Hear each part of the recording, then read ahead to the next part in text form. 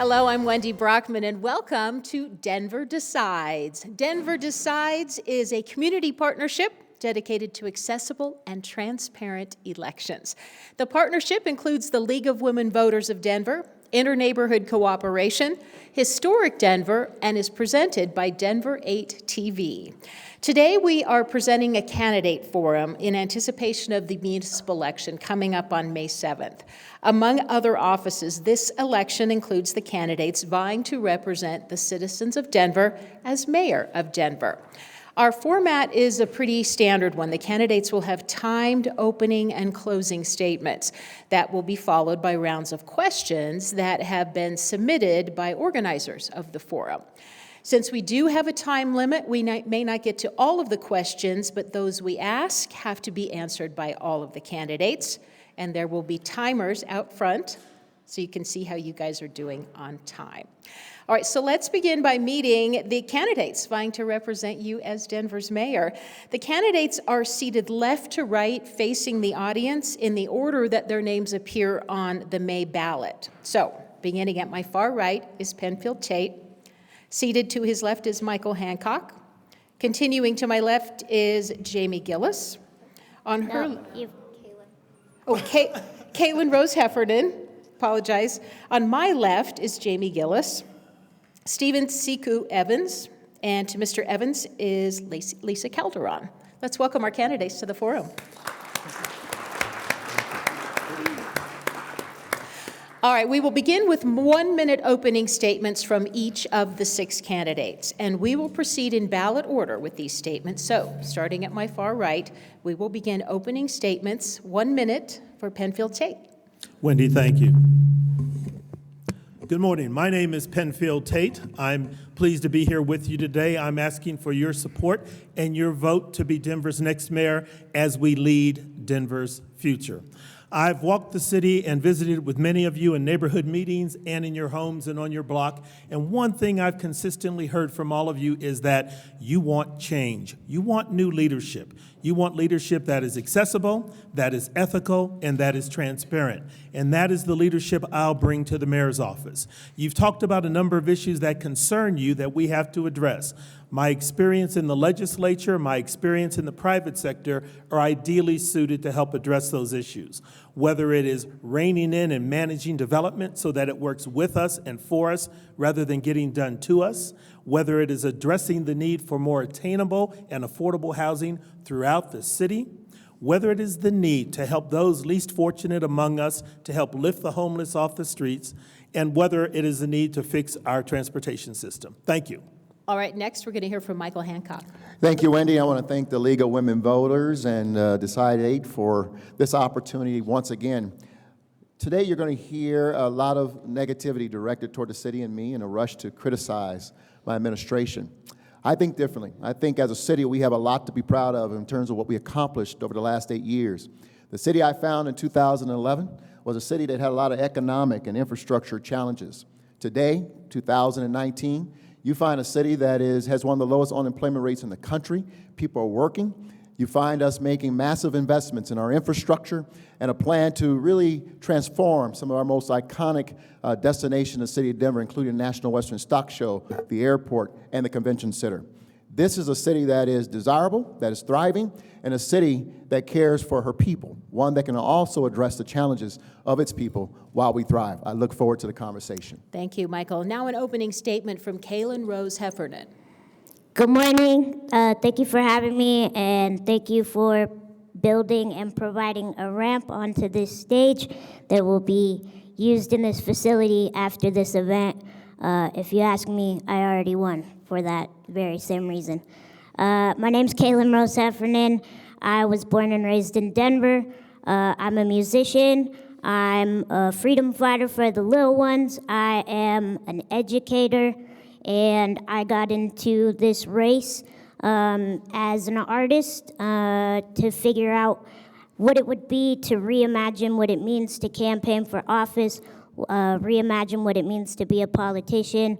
I ride public transportation every day. I work with underserved youth in the city every day, and I've seen this city not serve those of us who are in poverty and I've seen it kill a lot of my homeless friends. So I jumped into the race as a form of desperation, and I look forward to the conversation. Thank you, Kaylin. Next with her opening statement is Jamie Gillis. Good morning. My name is Jamie Gillis, candidate for Denver mayor, and I'm thrilled to be here this morning. I have made a commitment to visit all 78 neighborhoods across the city of Denver as part of this campaign. And last weekend, while I was visiting one neighborhood, a woman came out to me and said, "You know, we have invested in a lot in Denver, but we have failed to invest in our most important resource, which is our people. People out there are stressed. They're stressed by the fast pace of growth, by how development is changing their neighborhoods, by the congestion, by the changing nature of life in this city. Their quality of life is being impacted. Economic prosperity is not being felt by all. That's why I'm in this race. I've spent a career working in urban planning. I've trained to be a city manager. I'm the only one up here who has truly fought back on development and on developers to ensure that our city grows and grows thoughtfully. But we must do more. Thank you, Jamie. Now let's hear from Stephen Sekou Evans. Yes, good morning. Oh, man. It's kind of early. My name is Sekou, and this is my second time running for mayor. 2015, I was on the top of the ballot. I've been down to City Council for 12 years. I've made over 800 presentations to them during that period of time in both general sessions and subcommittee meetings. And contrary to other folks' opinion, I was there on the job every day. Now, there's some folks who've been here for a while, and there's some folks who just got here. Happened to be the elder statesman of the group, and it's so good to be around such intelligent young ladies and gentlemen. Thank you, Sekou. Now her opening statement, Lisa Calderon. Good morning. I'm Lisa Calderon, and I'm running to become the first woman mayor of Denver. Thank you to the organizers of this forum, and especially for including all qualified candidates. It's important that all voices get heard. It's one of the reasons that I'm running for mayor. My pillars are equity, fairness, and justice, and those are based on my over 30 years of public service to this city. I've been born and raised here, raised my family here. I've also been a 20-year nonprofit executive, and I've actually been challenging this administration for quite a while, not just when I was running for mayor, around their treatment of folks with mental illness, affordable housing, and so I look forward to talking about those issues as well, including public safety. I'm running because I want to see more opportunities for more people in Denver. It shouldn't matter whether you're connected to the mayor or not, that we all get equal opportunity to compete for contracts, equal opportunity to thrive, and I'm also fighting for more voice for our communities. Thank you. Thank you, Lisa. Now the first of our submitted questions for the candidates. We know our candidates have another engagement today, so we have tightened up our format a bit. Each candidate will have 30 seconds to answer these questions. We're going to start in reverse order from the opening statements and begin with Lisa Calderon. Here's your first question. Over the last year, there was a controversial proposal to redevelop Larimer Square and make major changes to the historic district protections there. While that proposal did not move forward, how would you support neighborhood historic districts and landmark buildings as Denver grows and changes? I support historic sites. One of the things we don't have is a full and complete inventory of all of our historic sites, which we need to preserve. Neighborhoods have been fighting for that for the past 20 years. It's time that we also fund Historic Denver. It's important that we maintain our cultural spaces as well. With the rapid development, we are losing a lot of our history in Denver, and so I absolutely support preserving Larimer Square, and glad to see neighbors rose up and fought that decision. Thank you. Sekou, same question for you. Yes. One of the struggles that we face is to make sure that in these historical sites, all cultures are represented. And just so happens that the absence of African culture in Lamar Square is missing. If you go back to the days where there was mining camps and gold rushes and whatnot, you'll find that black people were the early settlers on the South Platte River. And yet- Apologize, Sekou, I have to cut you off and keep it moving. Jamie Gillis, the same question for you.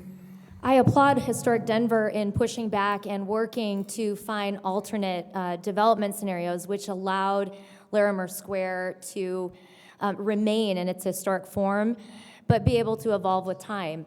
And I only think it's sad that the city didn't truly fight that same fight.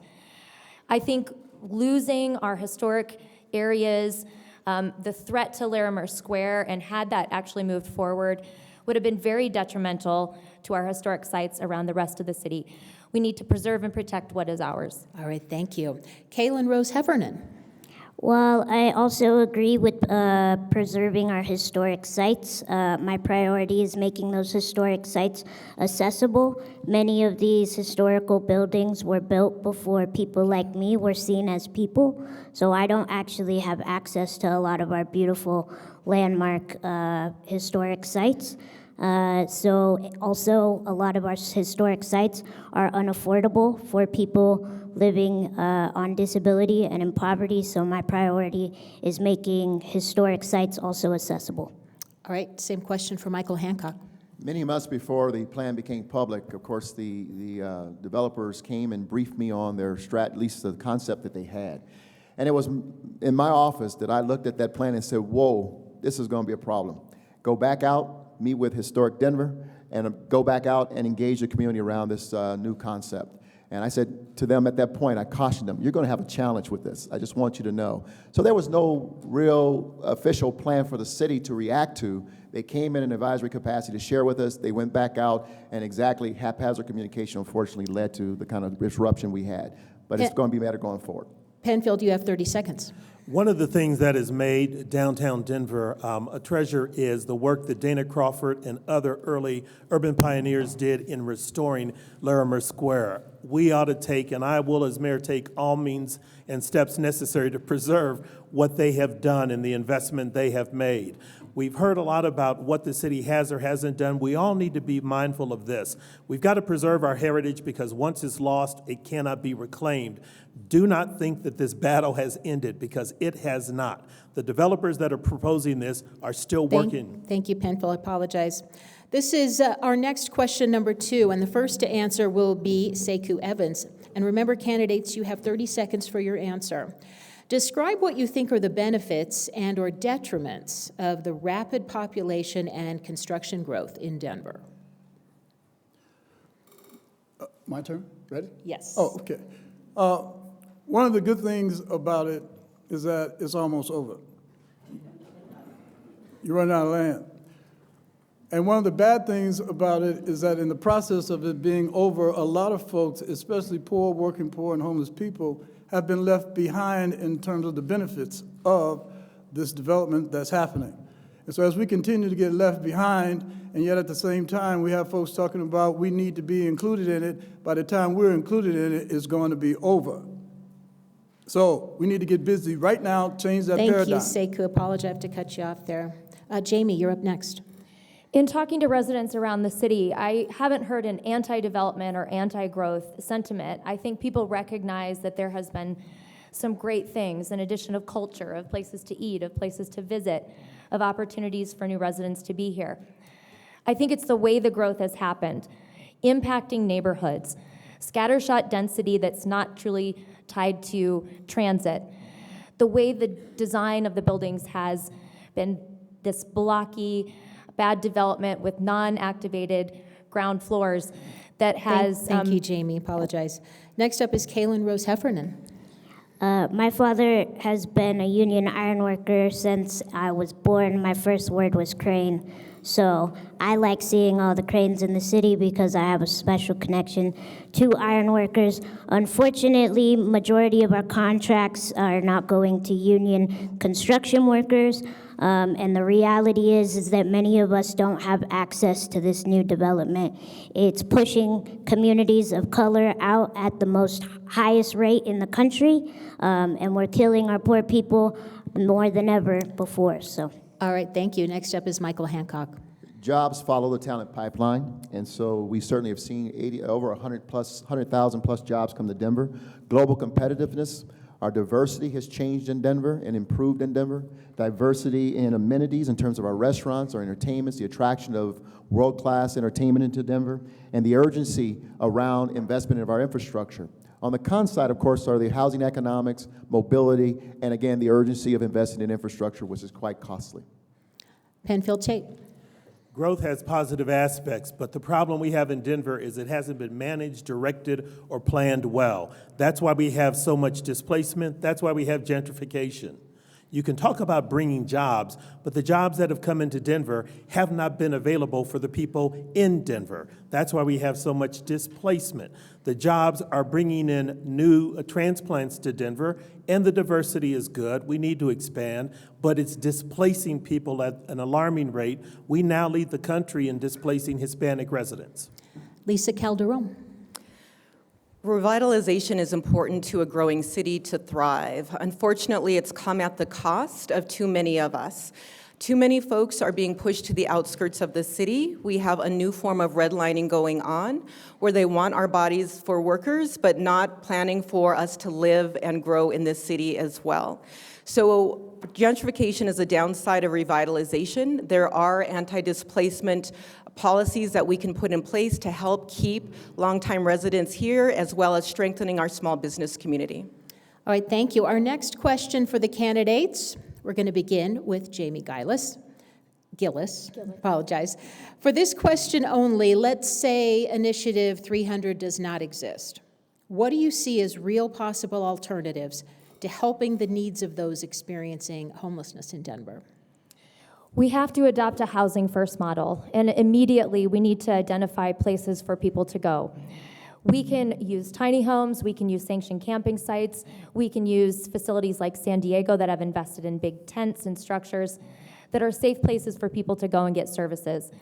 Short-term housing, long-term a housing first model to get people into facilities, the coordination of services for mental health and addiction, and finally, and very importantly, access to jobs and opportunities for these folks. All right, thank you. Kaylin Rose Heffernan. If we're going to help the homeless situation, we have to first see these people as humans with basic human rights. I would listen to the homeless community, who also drafted 300 initiative. I would overturn the urban camping ban the first day.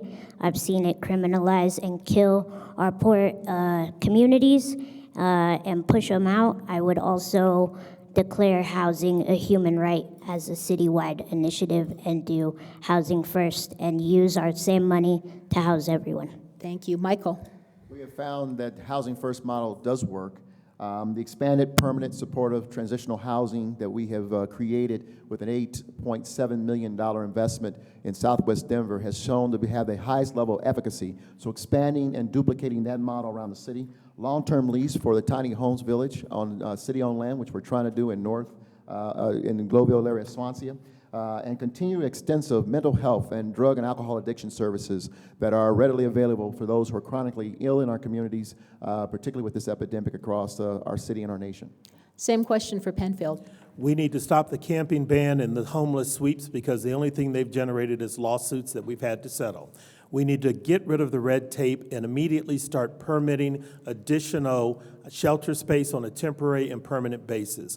We need to work with the providers in our community and find more shelter space for the homeless. We need to infuse that activity with other services, whether it's substance abuse counseling, mental health counseling, job placement services. 60% of the homeless work. We need to help them transition into housing. Thank you. Lisa, you're next. As a 20-year nonprofit service provider who's actually delivered direct services to folks seeking housing, we need to first stop criminalizing homeless people. We need to stop criminalizing poverty. We need to have a much more compassionate approach to the city. We need to coordinate and scale up services rather than pushing the burden on nonprofit providers. We need to reinvest in Denver's Road Home and actually appoint qualified people who know how to run housing programs. We need to stop playing a shell game with funding resources. Sekou. Yes. As a accountant, auditor, and tax expert, retired from the University of Denver, we got to look at what is the real problems as opposed to the symptoms. Now, everything that everybody's talking about is symptomatic. What we need is not housing first. We need housing that poor people can afford to own. You cannot transfer rent or lease for the next generation of folks and think that they're going to have to step up. We need housing that they can afford to own so that they can transfer that to their children and others so that they can come up and have something to work with. Thank you, Sekou. We're going to stay on a schedule. Another question from our forum partners for our candidates for Denver mayor, and Kaylin Rose Heffernan, it is your turn to start. Here's your question. According to DRCOG and state demographers' estimates, the city of Denver is expected to grow by 200,000 residents by 2040. Where do you think this growth should be directed?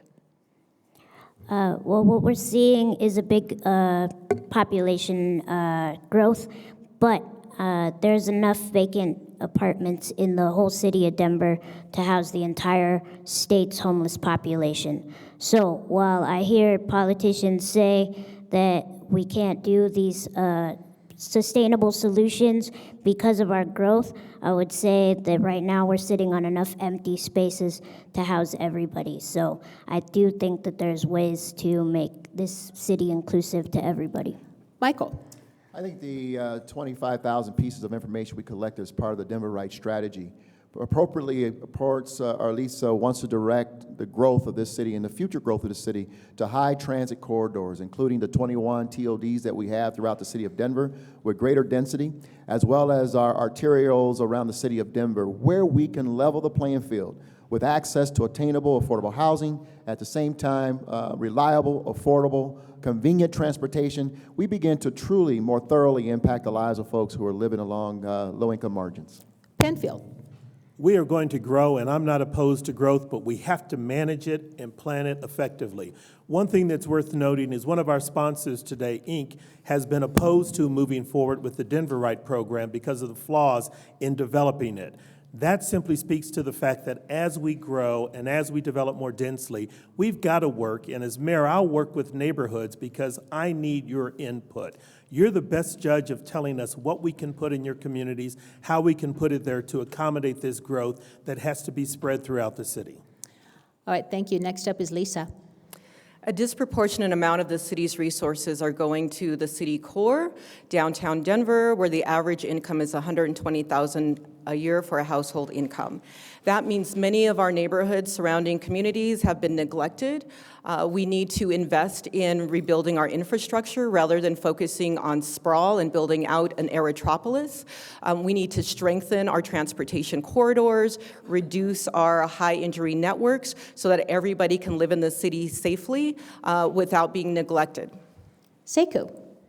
Yeah, it's like, come on, be for real. Nobody here knows what's going to be happening 21 years from now. So the what if or what not if, what if we're all underwater because of global warming? All right, so let's talk about what's real. We need to talk about what are we going to do with what we got now? And how do we manage that in an effective way so that the folks that are here are not left stranded, not left hopeless, not left outside, not left included? And all of that about what if, or who do you need, Jimmy the Greek, Las Vegas bets, folks need to stop that right now. Next up, we have Jamie. My concern with the Denverite plan is that it is all about more growth everywhere, all across the city, when we haven't effectively invested in addressing the growth that has come and how it has impacted our neighborhoods, how it has congested our city, how people are struggling to move around right now. Neighborhoods can be protected. There are opportunities for density along transit corridors. We need to invest in the transit piece immediately. And we need to make sure that as we grow, we're also thinking about the sustainability of that growth, which I do not feel the Denverite Plan adequately addresses. Thank you. Our next question for our candidates, we're going to begin with Michael. What specific policies would you advocate for to prevent displacement of longtime residents and small businesses as demographics change and property values increase? Thank you. We are already moving forward with strategies to protect our residents. One is we have a property tax rebate, which was primarily designed for persons with disabilities and our older adults. We extended that opportunity to families with children as part of the 2019 budget. We've also deployed our entire NEST team, our Neighborhood and Stabilization Equity team. That is a compilation of various agencies moving in to bring technical support, supporting our mom and pop shops and neighborhoods, helping people remain in place.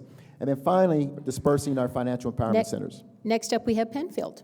From 2012 to 2017, the city did $3.5 billion worth of contracting, and scarcely 12 or 11% of that went to locally owned minority, women, and small business enterprises. If you want to help stabilize small businesses, one of the things we have to do is create opportunity with city dollars and city contracting for them to do work and to thrive. We also need to and will invest in affordable and attainable housing around the city. That will stabilize neighborhoods because too many grandparents talk to me about not being able to be around their grandkids. Lisa, you are up next. I would restructure the Office of Economic Development to focus on small businesses. We are headed for another recession, and we know that our small business community helped us to bounce back in hard times, and so it's time for us to invest in them. Also to increase minority and women contracting. Only about 15% of all of the contracts that flow through Denver went to women and minority contractors. We need to scale that up. And I also called for a housing department before this mayor recently announced it as part of his re-election bid. We need to streamline resources. Thank you. Sekou. Yes. This summer, in August, the United Nations sent a team of monitors in to investigate charges that was filed against the United States government and included several cities and states for ethnic cleansing, which was the same thing they got Saddam Hussein for over in Iraq for what he did during the war. What has happened is that this government here in Denver has been accused of violating 9 out of 11 charges, which will get you life imprisonment or death at the Hague. What we need to look at is who did this, why it was done, arrest the people that did it so it never happens again, and then we move on forward to bring those people back to their neighborhood. Thank you. We're going to stay on time. Jamie, you're up next. We have to meet neighborhoods where they are and work with them to understand that each neighborhood has unique needs and challenges, and there have been so many neighborhoods left behind in this city's growth. The tools that a place like Montbello needs are very different than a place like Wash Park. We need to work with those communities to help understand whether it's access to transit, expansion of the homestead tax exemption, working with people to invest in their homes, having fresh food and access to services there. We need to help neighborhoods thrive as neighborhoods. Thank you. Kaylin. What we're seeing in Denver is high rates of gentrification and displacement, and what I feel is that sometimes we're removing the violence that happens within this displacement, and so we need to come to better terms with how this city was colonized, how it was taken and stolen, and also talk about the cycles of colonization repeating itself. I would invest in affordable housing that's prioritized to the 0 and 30% of the average median income, because right now the average median income does not reflect those of us who are working class. That brings us to the final round of questions, and Penfield Tate, you will be the first to answer. Please identify what you consider to be the most significant crime problem in Denver and what you propose to combat that. I think the most significant is, I believe last year, the murder rate in Denver was the highest it's been since 2004. So we have a huge problem, particularly downtown, as we've read about, where there are blocks that are known where homicides have occurred every month. We've got to address that. We've also got to address a number of property crimes that occur in our community. But the most important thing we need to do is restructure and provide new leadership for the police department, because we've lost the connection between the community and the police because we don't have enough community policing that works properly. All right, thank you. Next up is Lisa. It's no question that violent crime is going up in our city, but one of the best ways to reduce crime is to prevent it in the first place. So when we take an evidence-based approach by looking at crime from a public health standpoint, we can actually identify those hotspots to introduce interventions. Running the city's reentry program, I focused on reducing recidivism. And there are a number of things that we can do to keep people from revolving in and out of jail. One, to treat them humanely, to scale up services for mental health. And so you, those are Lisa. things I would do. Sekou, it's your turn. Yes.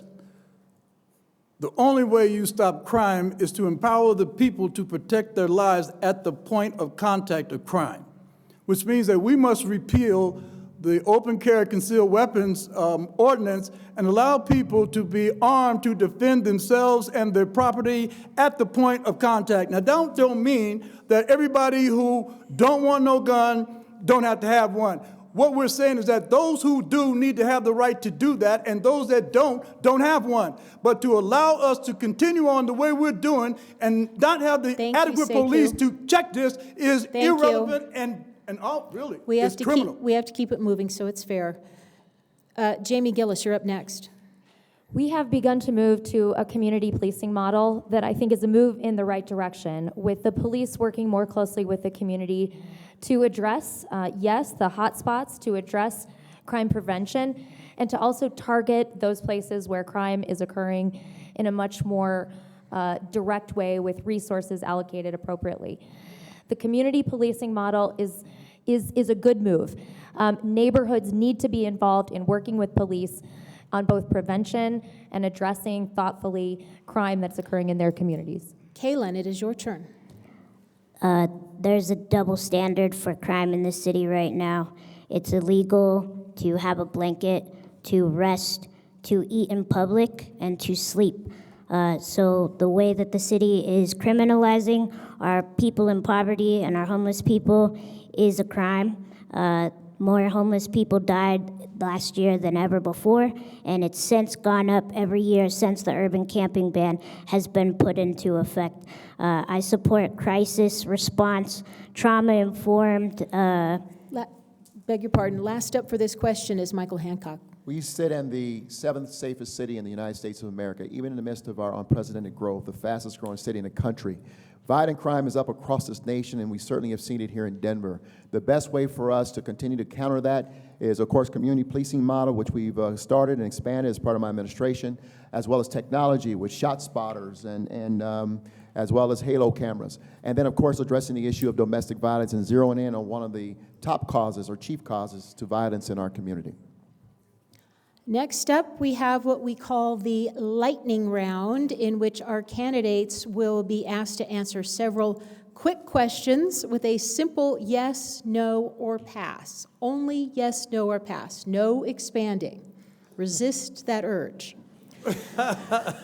We will return to ballot order and begin with Penfield Tate and then go right on down the line to Lisa Calderon. All right, remember, yes, no, or pass. Should the nonprofit-owned Park Hill Golf Course be made available for development? No. Same. Oh, just keep Yep, going. we'll keep it going. Resist the urge. It's hard to say that. Yes and no. Oh, man. Okay, not, That's cheating, man. You can't cheat like Official that. an option. You gotta fudge your bets. It's hard to say. okay, next. No. No. No. No. All right. Do you think approval of the Denver Right plans should be postponed until after the election? Yes. No. Yes. Yes. Yes. Yes. Do you own season tickets for any of Denver's major sports teams? Yes. No. Yes. No. Oh, I'm too broke for that. No. No. Should the city promote the use of taxpayer money to put a dome on Mile High Stadium in order to attract the Super Bowl or other big sports events to Denver? No. No. No. No. Only if we can get tickets for poor people. No. Yes, no, or pass? That was a pass. I mean, like, no quarterback for the Broncos. Okay. Do you support the continued use of tax incentives to recruit firms to relocate to Denver?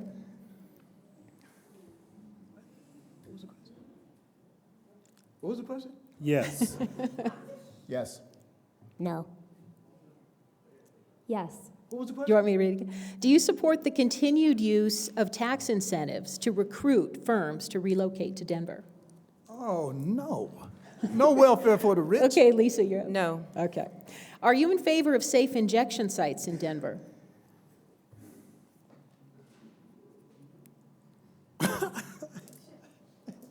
No. No. Big yes. No. Are you serious? Yes, no, pass. Only we get one for crackheads. Lisa, you're up next. Yes. Okay. Do you get your news from a traditional newspaper? That is one printed on paper. No. I'm sorry, ask the question. Do you get your news from a traditional newspaper, one that's printed on paper? Yes. The Westward, yes. No. Printed on paper. Oh, no. Okay. No. All right. Do you support purchasing and maintaining more portable restrooms for the public's use? Yes. Yes. Yes. Yes. Portable restrooms. Are you serious? Yes. No. All right, Lisa. Yes. All right. In the 5 years since it was legalized, have you personally tried any of the various products offered by recreational marijuana stores? No. No. Yes. No. What did you say? I'm just making sure I'm hearing you. Have you tried recreational marijuana? I take the fifth. Okay, that's a pass. No. No. Have you attended your neighborhood association meeting in the last 6 months? No. No. No. Yes. Have you attended the last neighborhood meeting in the last 6 months in your neighborhood? Of course. Yes. All right. One more question here. Let me skip to it, guys. We're skipping to the last one. Since some people are expanding beyond the yes, no, pass rule. Michael started that. All right, if you were not running for office, is there someone sitting at the table that you would vote for? Yes. Oh, I wasn't expanding. I'm sorry. No, don't expand. Yes. Yes. Yes. No. Yes. All right, we have completed our lightning round. Can we give them a round of applause?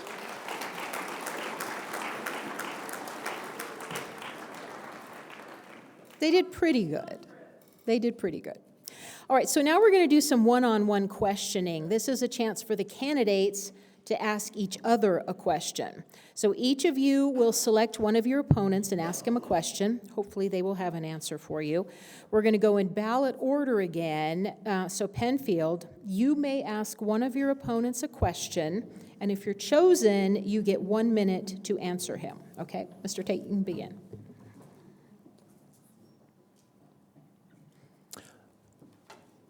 This question's for Michael.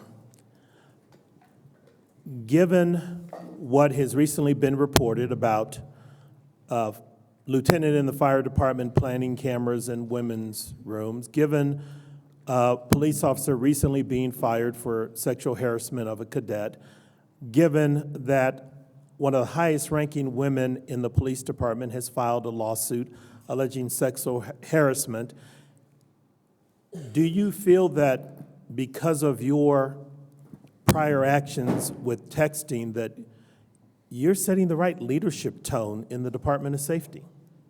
Michael, you have 1 minute. Okay, yes, thank you. Good question, Penn. And I'll tell you that one of the most regretful moments of my life, and certainly in my career as mayor, was when it was revealed that I had inappropriate text with a member of my security detail 6 years prior.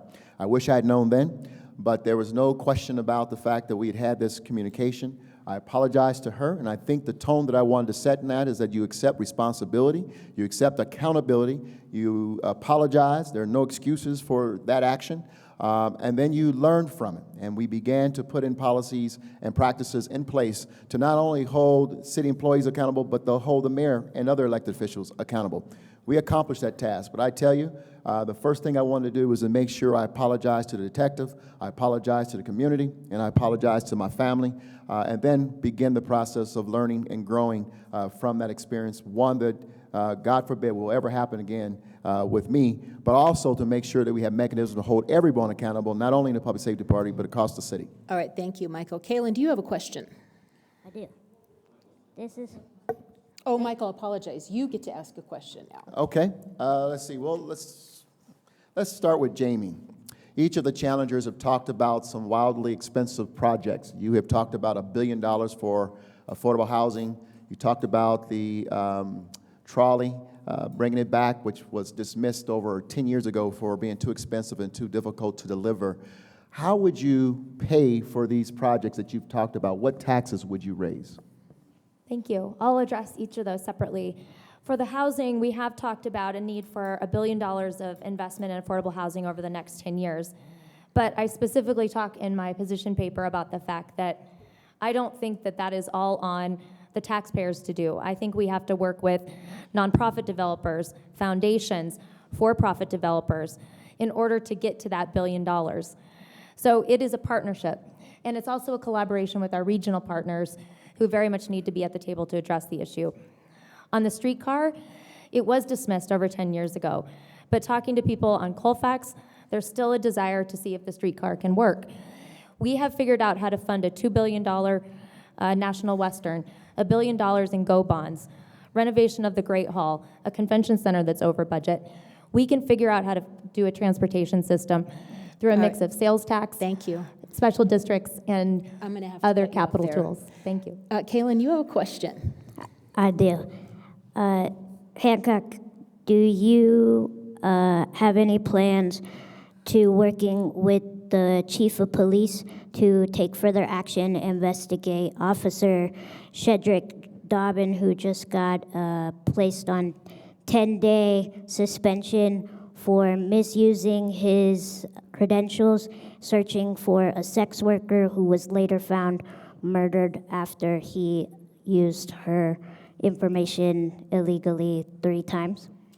Great question, Caitlin. I'll tell you that absolutely we take the violation of use of that database very seriously. That is a very serious violation. And I know that Chief Payson as well takes it very seriously. And we're going to do everything in our power in terms of investigation and using the internal affairs efforts and our discipline matrix to hold the officer accountable for that severe violation of the public's trust in violating that database. It should never happen, and I know that being regularly around officers, every one of them know that that is a holy grail. You do not use that for personal investigation into individuals in the city, and we should never violate that. So yes, we will continue to work with Chief Payson, the Internal Affairs Bureau, to make sure we hold that officer to the highest And level. will you investigate her murder? Just one question. Just one question. Jamie, it is your turn to ask a question. Thank you.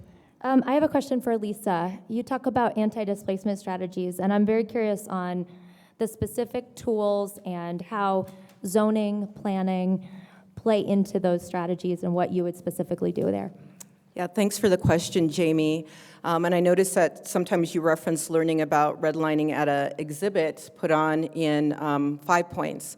And my family has personally experienced redlining. And so when I talk about anti-displacement policies, I'm talking about those tools that we need to help keep people in their homes. And it's a wide range of options.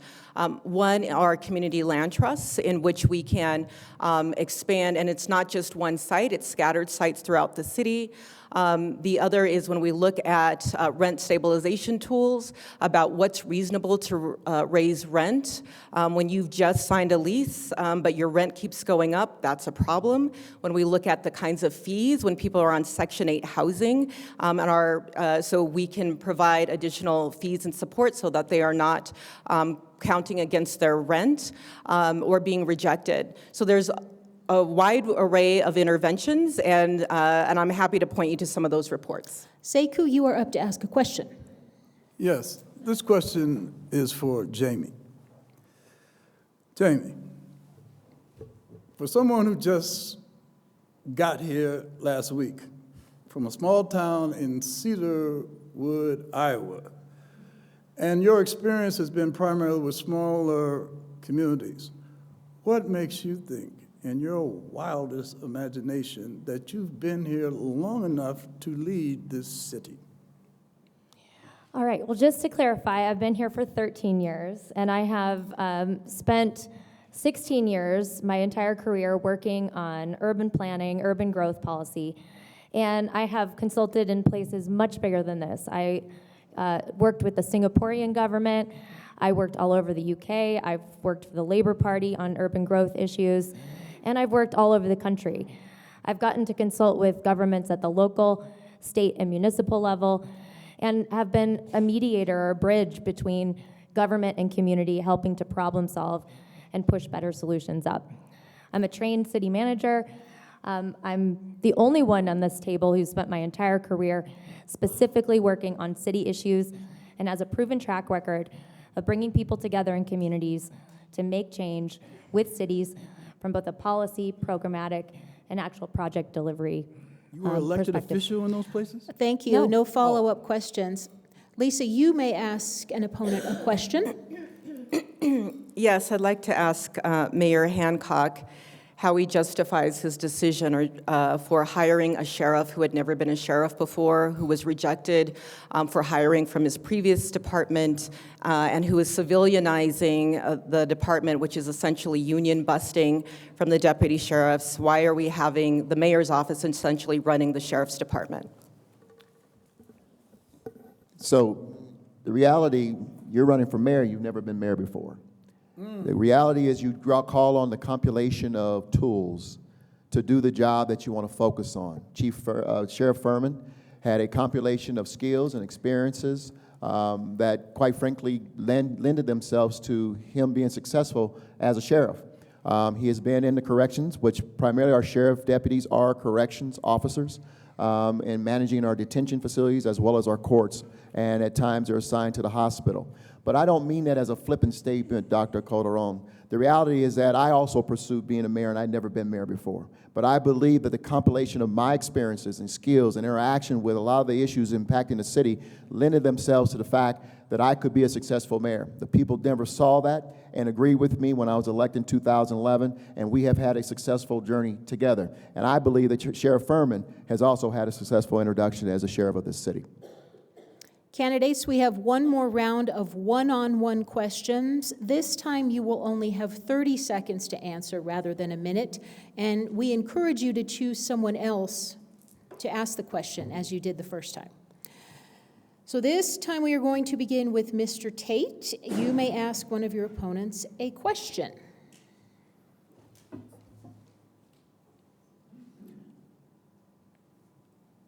Jamie, in several of the forums, you have talked about a housing first motto to address homelessness, but we've had issues in this city getting housing developed. What would you do immediately to address the homeless situation? Immediately, I would stop the sweeps and invest in locations for people to go to be able to sleep safely and not be in fear of being moved along. So I'm a big proponent of the tiny home village if we can deploy that quickly. I believe sanctioned camping sites can work as a place to deliver services. I believe we can look at our shelters, some of which are day shelters, at whether they can become 24/7 shelters and utilize them. I also... Thank you. Your time is up. Michael Hancock, you can have the opportunity to ask an opponent a question if you like. I'm going to ask Penn a question. Since the start of this campaign, Penn, you've called for a reset, and just last month you called for a moratorium on construction permits, which we believe to be unconstitutional, but also would be disruptive to our efforts to build affordable housing and housing in general across the city. I'm wondering what you would say to those workers, the plumbers, the drywallers, the framers, the construction workers who are working very busily right now to put food on their table, and how you would explain a moratorium that, quite frankly, would stop them from working under your strategy? Michael, thank you for the question. I would tell them very directly, number one, on the city's website, it says that it takes 5 to 6 weeks to approve plans now, and it also says ignore the 5 to 6 week period. We're so inundated with stuff, we'll get to it when we get to it. We can't tell you when. So the reality is things aren't moving quickly, and I called for a moratorium because neighborhoods around this city have said, stop gentrifying us, stop doing development to us, let it work with and for us, which Hold is your why, applause, audience, Inc. and others have said, don't go forward with Denverite. I've gone a step further and said, then let's stop all major permitting All right, time for is 3 up. months. Kaylin, you have an opportunity to ask a question if you like.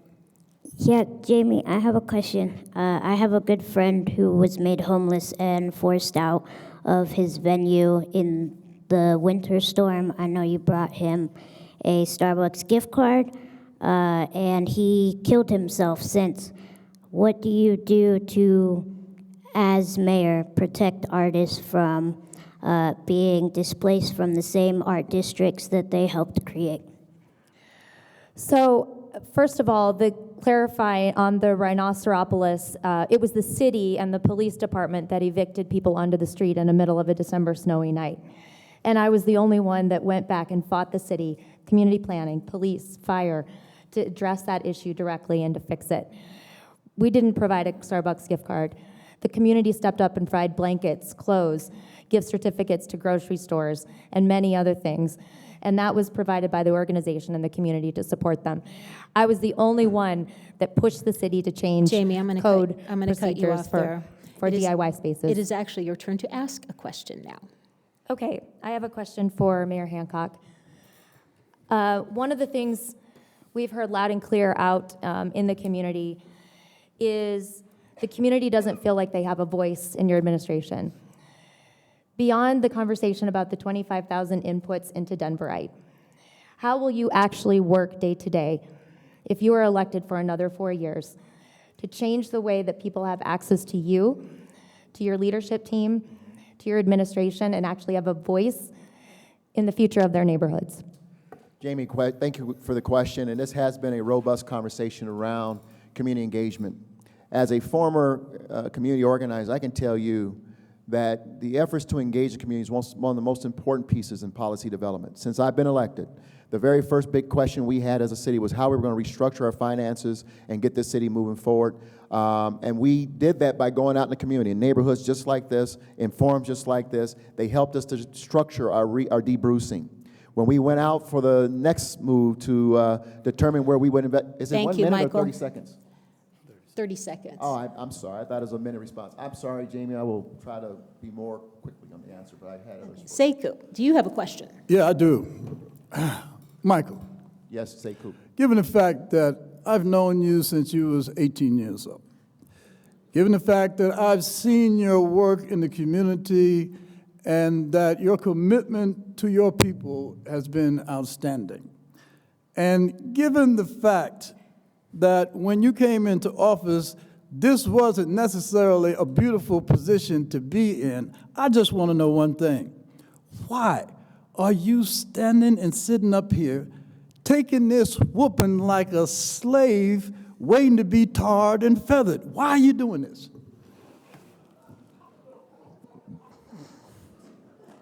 Well, I'm sorry, listen.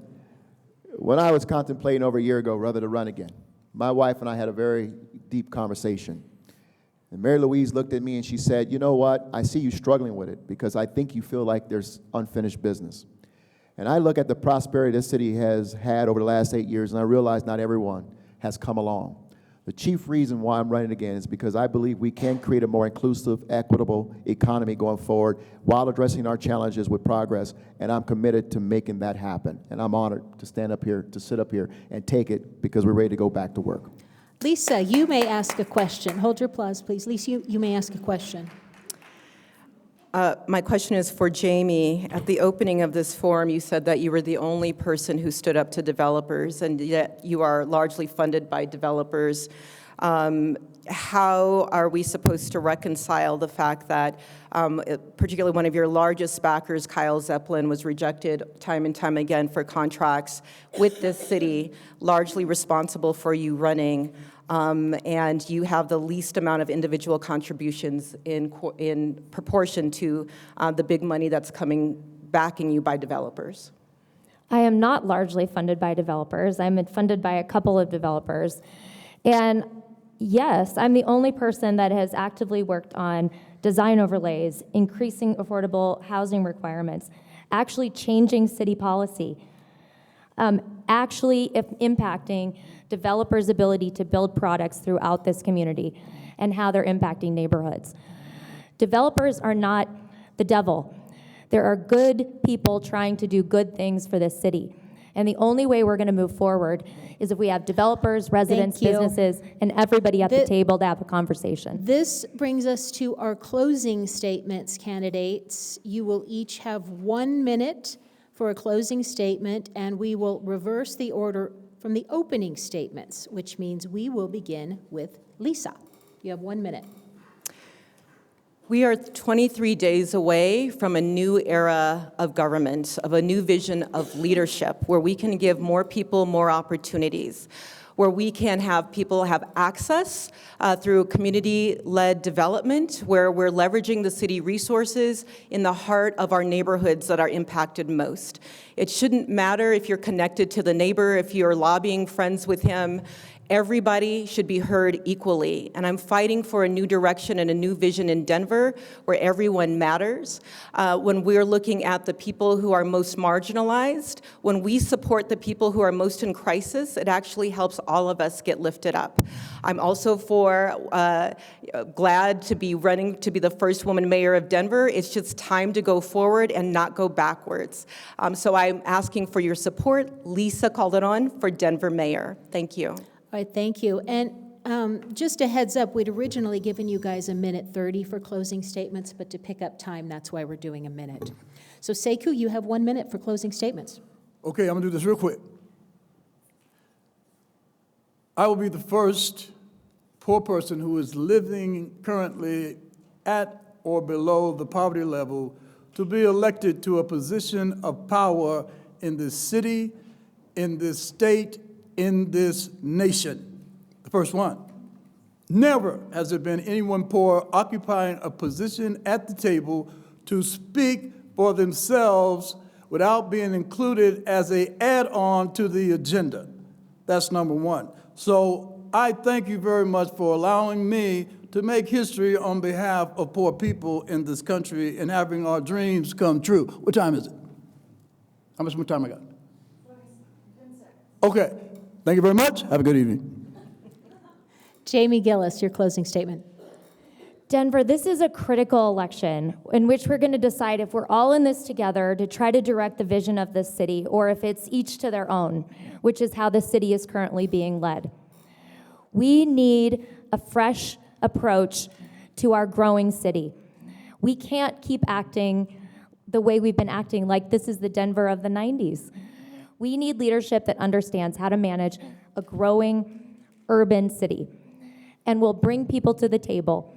We'll set a big table, be inclusive, be collaborative, work with the neighborhoods to address quality of life, to address economic prosperity for everybody, and to provide truly ethical, accountable leadership. I'm ready to be that leader, and I'm asking for your vote on May 7th. My name is Jamie Gillis. Thank you for considering me. Kaylin Rose Heffernan, your closing statement. Thank you again for having me today. I invite everybody to join the Kaylin for Mayor campaign. This is bigger than Denver. A lot of people from across the world are tuning into what we're doing here in Denver. I invite you to join us in taking the predatory gentrifying cash for houses, we buy ugly houses signs, repurpose them into signs that you want to see in your community. We believe that creativity is more important than knowledge. This campaign is 100% community artist-backed. We're using all of our campaign funds to put right back into the community now. We've fed hundreds of unhoused neighbors. We've built ramps in the cities, and we've made art that is going to last longer than this election cycle. So please join the Kalen number 4 mayor campaign. With his closing statement is Michael Hancock. Being mayor of this city has been the greatest honor afforded me in my life outside of being a father and being married to my wife, Mary Louise. Over the last 8 years, this has been an amazing journey. We have snatched this city out of the recession. We are now arguably the leading city in the United States of America on many fronts. A lot of work, a lot of hard decisions by us collectively as Denver residents have helped to propel this city to the forefront as a globally connected, globally competitive city. You know, but great cities care for her people. And we know we have challenges. Almost every major city does. But we have to remain diligent and committed to moving this city forward, not just for us, but also for the generations that will follow us. I'm committed to creating a more equitable and inclusive economy going forward, continuing to address the challenges that we face around housing, mobility, and neighborhood sustainability, as well as criminal justice reform and civil rights protection of our most vulnerable in the city of Denver. But we also have to be committed to making sure we continue to drive toward being the most modern, progressive city in the country, staying ahead of the puck. That takes leadership, and I Thank look you. forward to being the mayor over the next 4 years. Thank you. Finally, with his closing statements is Penfield Tate. Thank you to the sponsors of this event, and thank all of you for being here today. My name is Penfield Tate. I'm asking for your vote to be the next mayor of Denver, to honor your wishes that you want accessible, ethical, and transparent leadership, that you want someone with proven and demonstrated experience and someone who has led in the past. We have several issues in front of us, and I know some people have called this negativity, and I think that shows how out of touch the current administration is. This isn't negativity. These are concerns you have brought to us and said we need them addressed. And as mayor, I'll address those not for you, but with you, collectively together. We know we've grown too quickly. We know we've grown without a plan. We know we've gentrified people out of this community. We've got to change that, and I will. We know we don't have enough affordable or attainable housing in this community. We'll change that together. We will help lift the homeless off the street, and we'll deal with our failing transportation system. But we'll have to do this together. We'll have to do this collectively. Thank you. All right, thank you. All right, now it is the audience's turn. Let's show our appreciation to the candidates for their participation.